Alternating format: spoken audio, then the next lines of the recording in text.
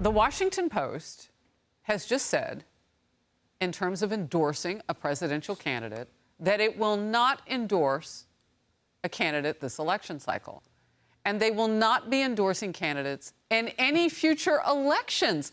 I mean, they are changing decades of tradition for them at this point, 11 days out from a presidential election. Kaylee. Yeah, this is a big deal. The Washington Post is a left-wing publication. The Washington Post, remember, had the austere scholar language before. They are, by all measures, I would argue, one of the most left-wing publications in the nation. New York Times gives them a run for their money. And they are choosing not to endorse Kamala Harris. They have endorsed all the theories about what a threat to democracy Donald Trump is. Go read their editorial page. Go read their reporting. And they're not endorsing in this race.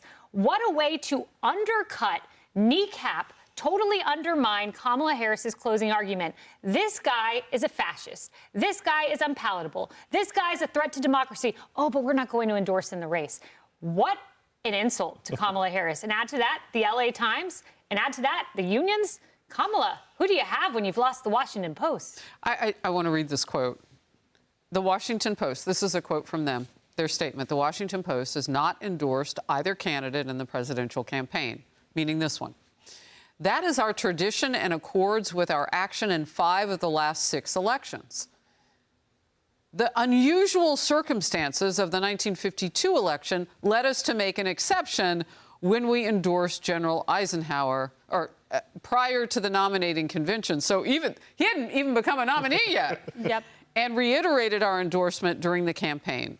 In light of hindsight, we retain the view that the arguments for his nomination and election were compelling. So they picked who they liked? They picked it, and they're putting out an explainer later this afternoon, but I'm not sure how you explain this when you endorse and then you all of a sudden don't endorse. Hindsight also has convinced us, Emily, that it might have been wiser for an independent newspaper in the nation's capital to have avoided formal endorsement. Are they independent? Look, what a joke this is. But I agree with you, Kaylee, that it's far more demonstrative, frankly, of the insult that they're levying the way to Kamala Harris. Because we all know they've been carrying water for that administration the entire time. They've been carrying water. They've been surrogates for the lies coming out of this administration, the narrative coming out of the campaigns for Joe and then for Kamala and everyone. So it's interesting. It's like you're wearing red at the Chiefs game. You go to every single Chiefs game and you wear a red, but you refuse to wear the one with the logo on it. Like, it's a little confusing to me. I think it's hilarious that they try to explain this as like, and we're never going to do it again.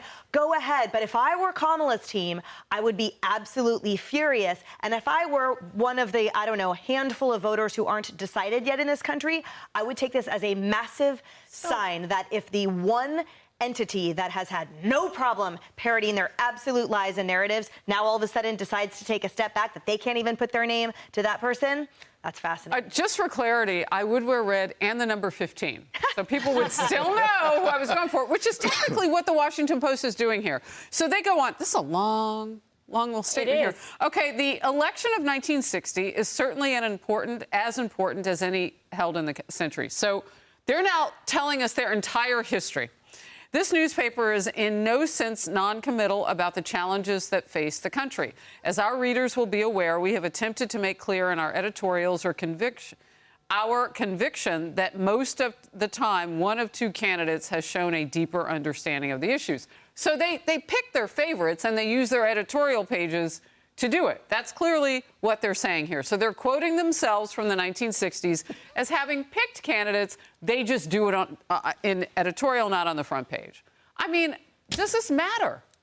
No, this is not news. As a matter of fact, I'm sorry, everybody making it news here, but I'm also sorry to the Washington Post for making themselves the news, which is journalism 101. You do not make yourself the story. It shouldn't be about you. But the Washington Post, I'm sorry, even when I read, the Dallas newspaper, the Texas newspapers won't endorse Ted Cruz. Sorry, eye roll. Being my 16-year-old teenage daughter here, because It doesn't matter. It really doesn't. I would go out on a limb and say I'll put my house on the table in Vegas that not one person is going to go, they're not endorsing. So why are they doing it? Vote for her now. Why are they doing it? Because, I mean, have their editorials been mostly pro-Kamala? That's not really a yes or no. I honestly don't feel that any newspaper, this is my opinion, I don't feel any newspaper, whether you're left-leaning or right-leaning, or just a newspaper who's reporting the news, should be endorsing a candidate, because endorsements really don't They're trying to tell us that, but the Vice President, Kamala Harris, apparently is something that they feel guilty about. I don't know. This is long. Yeah. This is long. And you said they have another statement coming out in a few hours. Yep. For me, it goes back to the old saying, I don't know if, from the South, we had a bit dog barks. And this right here, they're barking a little bit too much on this one. Yeah. They're trying to explain this. Did you say a bit dog barks or a big dog barks? No, bit dog. I'm from Georgia and I didn't know that. You get bit, you're going to bark, okay? And what it means it means when you get called out, you're going to yell. Okay, you get bit, and they're yelling a little bit too much here. Also, they'll protest too much. So who would call them out? But you're saying endorsements don't matter. True. But the lack of endorsements matter. That's the point. The refusal to endorse speaks so much louder from the Teamsters, from the newspapers, because the endorsements don't matter because they're always expected. Yep. Here, it's the silence that is deafening. That's a nail on the head. It's because these papers in particular, the Los Angeles Times earlier this week, the Washington Post now, the Teamsters a couple of weeks ago, those particular groups are usually endorsing the Democratic candidate. That's right. Yeah. Take the Los Angeles Times when we were talking about this beforehand.